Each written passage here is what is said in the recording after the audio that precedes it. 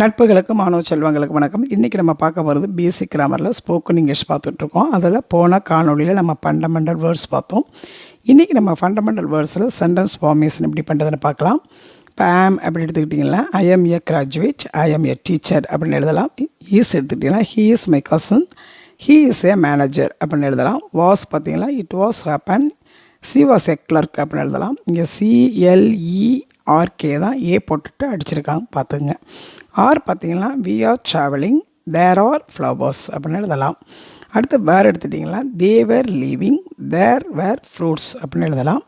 Two பார்த்திங்கன்னா we do our writing, I do my work அப்படின்னு எழுதலாம். டிட் எடுத்துக்கிட்டிங்கன்னா she did dance, I did my work அப்படின்னு எழுதலாம். டஸ் பார்த்திங்கன்னா it does a blunder, he does a lot of service அப்படின்னு எழுதலாம். Have எடுத்துக்கிட்டிங்கன்னா you have two wheeler, I have a scooter அப்படின்னு எழுதலாம். அடுத்து பார்த்திங்கன்னா ஹேஸ் எடுத்துக்கிட்டிங்கன்னா ஹீ சி இட் இந்த மாதிரி இடங்களில் நம்ம பயன்படுத்துவோம்.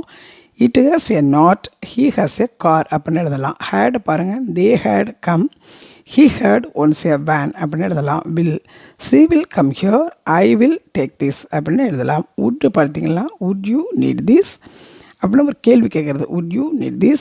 அடுத்து பார்த்திங்கன்னா would you like to have some coffee அப்படின்னு கேள்வி கேட்டல். அடுத்து பார்த்திங்கன்னா shall, I shall, we shall அப்படின்னு எழுதுறது.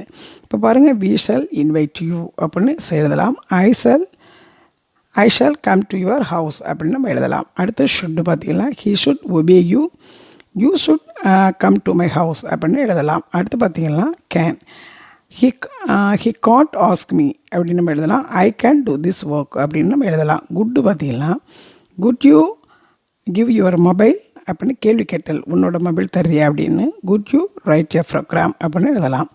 மெயின் எடுத்துக்கிட்டிங்கன்னா may I enter or may I come in, இரண்டுமே உள்ளே வரலாமான்னு கேட்குறது தான்.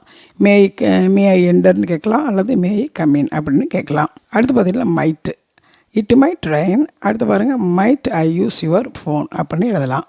ஆர் டு அப்படின்னா the chain R to leave அப்படின்னு எழுதலாம்.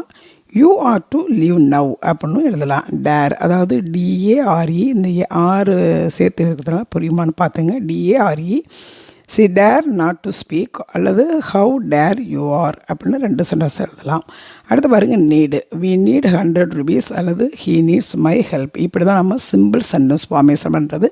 இன்னும் நம்ம கொஞ்சம் சென்டென்ஸ் அடுத்த காணொலியில் பார்க்கலாம். தேங்க்ஸ் ஃபார் வாட்சிங். தேங்க்யூ.